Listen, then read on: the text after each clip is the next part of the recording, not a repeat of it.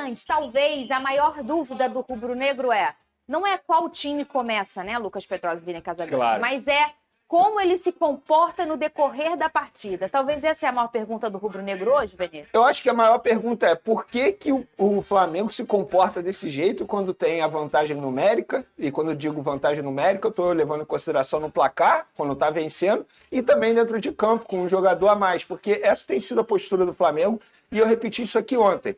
Mas a gente já conhece, quando a gente contrata o Tite, a gente contrata um pacote. E esse é o pacote, é cultural, o Tite ele é assim, só que eu acho que em determinado momento ele pode mudar um pouco o estilo dele, porque desse jeito, uma hora vai dar errado. Até agora, deu certo. Não, mas já deu quase errado 2 vezes. 2 vezes. Contra o Milionários que tinham a mais. Mas eu sempre falo, eu não consigo botar régua em nada com altitude, mas tinha um a mais. E contra o Atlético Goianiense, que ali no suspiro, no pênaltizinho... A pergunta que fica e se fosse um Atlético Mineiro, por exemplo, que está numa crescente muito boa agora com o novo treinador, e se fosse um Palmeiras, por exemplo, que tem um baita trabalho ali, comandado por Abel Ferreira, e se fosse um outro time melhor que o Atlético Goianiense, a verdade é o seguinte, o Tite, ele teve muita sorte diante do Atlético Goianiense, ele tem que comemorar muito essa vitória. Porque tinha tudo para ser uma tragédia na estreia do Flamengo no Campeonato Brasileiro. Mas o que importa são os 3 pontos, beleza, conquistou. Agora é pensar no São Paulo, jogo importantíssimo. Eu penso o seguinte, o Flamengo, nesse momento, pelo menos essa é a minha opinião, tem que focar total no começo do Campeonato Brasileiro. Pensando já lá na frente, para criar uma gordura pensando na Copa América. Porque durante a Copa América, 9 rodadas sem seus principais jogadores, e a gente está falando de jogadores que são considerados titulares, são vários jogadores, e tem outros que podem ser convocados também, que a gente não sabe. Por exemplo, a seleção brasileira, o próprio Pedro, o Fabrício Bruno, que foi convocado recentemente. Então o Flamengo ele tem que ter uma gordura muito boa durante a Copa América para poder queimar. Então tem que focar agora no início do Campeonato Brasileiro. Sou contra esse negócio de preservar jogador nesse momento. É jogo importante contra o São Paulo, tem que botar o time principal, o time titular. Ô Pedrosa, qual é a sua expectativa? Não sei se expectativa que é para quem tem, né? Mas qual é a sua... O que você acha o quanto o Tite consegue mudar a sua personalidade? Porque todo mundo sabe que o Tite é assim. O Tite era assim na seleção brasileira. Você acha que existe uma possibilidade, essa é a palavra, do Tite mudar por ser o Flamengo? Porque tem aquela coisa daquela veia rubro-negra, o DNA rubro-negro, que todo mundo sabe que existe, né? Aquela coisa muito ofensiva, isso é histórico e cultural do Flamengo.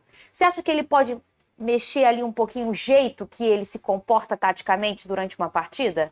Boa tarde, Fernanda, Vini, galera de casa. Olha, Fernanda, eu não sou adepto do discurso Tite é um técnico defensor. Sim. Eu não sou adepto desse discurso. Ele é pragmático, existe uma grande diferença em relação a isso. O Tite, desde a seleção brasileira, ele coloca times que têm uma formação ofensiva, que é o 4-3-3. Ele joga com 2 pontas abertos, com 2 meias que podem jogar, no caso agora o Arrascaeta e o De La Cruz, um centroavante sempre de ofício. A questão não há melhor maneira de você defender o resultado do que jogando. Quando você abre mão de jogar com a vantagem no placar e também com uma vantagem numérica, que eram as 2 situações que o Flamengo esteve diante do Milionários e também diante do Atlético Goianiense, você está dando munição para o adversário. Você está mostrando que a sua postura é uma postura de que está sentado no resultado. E dentro do jogo, o adversário sente isso, Fernanda. Se você faz 1-0, se você tem uma vantagem numérica e continua controlando o jogo e continua criando oportunidades para poder fazer o segundo, para poder fazer o terceiro, o seu adversário também sente isso. E eu falei isso até sobre o jogo do Vasco da Gama, quando você tem 2-0 no placar, toma o primeiro e o Vasco consegue dar alguns ataques que seguram o ímpeto do Grêmio.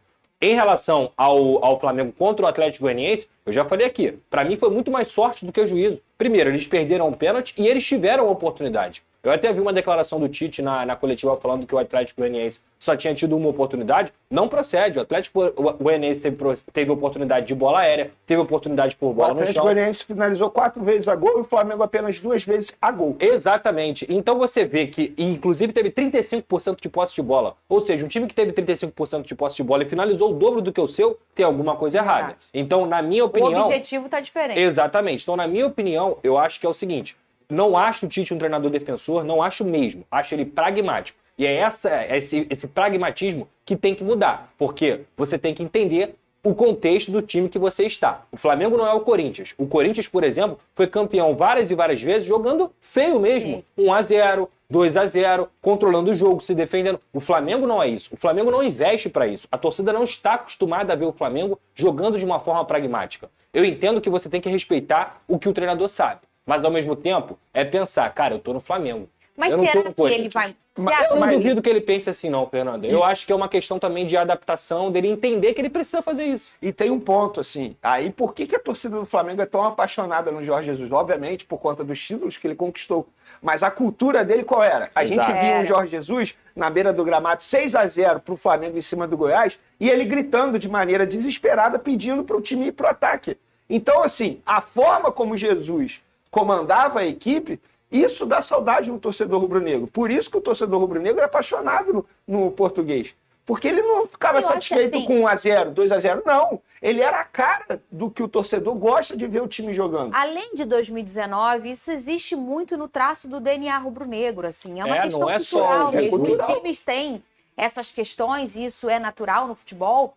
E a gente tem isso no Flamengo, do Flamengo ser um time sempre muito mais ofensivo. O rubro-negro não tem paciência. O carioca não tem paciência para sinal fechado e o rubro-negro não tem paciência para uma postura defensiva, Vene Casagrande. É, exatamente. E assim, eu penso o seguinte, tudo bem que o Tite ele tem uma maneira de trabalhar, a gente conhece isso. Só que em determinado momento ele pode ceder um pouquinho, eu não vejo nenhum problema. Vou repetir aqui o que eu falei ontem. Quando ele chegou ao Flamengo, ele mesmo disse que o treinador ele tem que se adaptar ao estilo de jogo do seu elenco e também ao clube que ele está comandando. Então, eu acho que o Tite, em determinado momento, ele precisa se adaptar. Porque já pôde perceber, se ele tivesse uma postura um pouco diferente, talvez a aceitação dele no meio da torcida do Flamengo, isso é importante sim, a gente tem que levar em consideração o que o torcedor que está presente na arquibancada pensa. Eu acho que é isso, ele pensar um pouco e talvez ceder um pouquinho, porque não custa nada. Você com vantagem no placar, vantagem numérica em campo, ter uma postura defensiva, isso não combina com o Flamengo.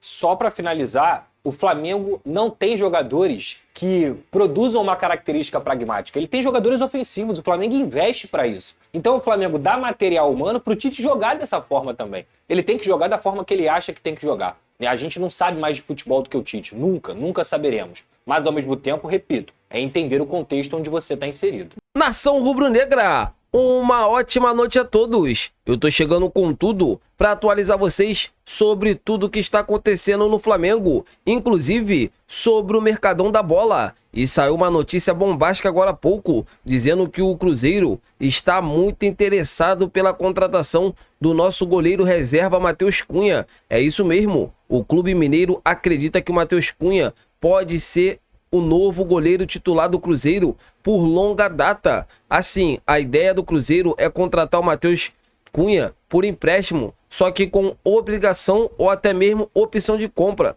O Matheus Cunha é muito bem visto dentro da diretoria do Celeste. Eu quero saber de vocês, galera. Será que seria uma boa negociar o Matheus Cunha para o Cruzeiro? Eu vou falar uma coisa, eu acho que assim, o Flamengo tem que ir atrás de jogadores mais prontos, sabe? De goleiro mais qualificado. Eu acho que o Matheus Cunha jogar no Flamengo, sabe? É muita pressão. A gente viu, a gente foi eliminado pelo Olímpia com 3 gols de cabeça bobo, gols defensáveis que dava muito bem pro goleiro, pro jovem goleiro pegar. Só que assim, o atleta sentiu, sabe? É muita pressão jogar Libertadores, não é para qualquer um. Eu acho que o Flamengo, com esse elenco milionário que tem o Flamengo, eu acho que é nada mais justo de que negociar. Primeiro negocia, fica com o Rossi, contrata mais um goleiro experiente para brigar pela titularidade com o Rossi e negocia o Matheus Cunha. Eu acho que o Matheus Cunha não vai ter mais espaço no time do Flamengo. Quero saber de vocês, seria uma boa vender o Matheus Cunha para o Cruzeiro nesse exato momento? Sim ou não? Já comentem aqui abaixo, quero ouvir a opinião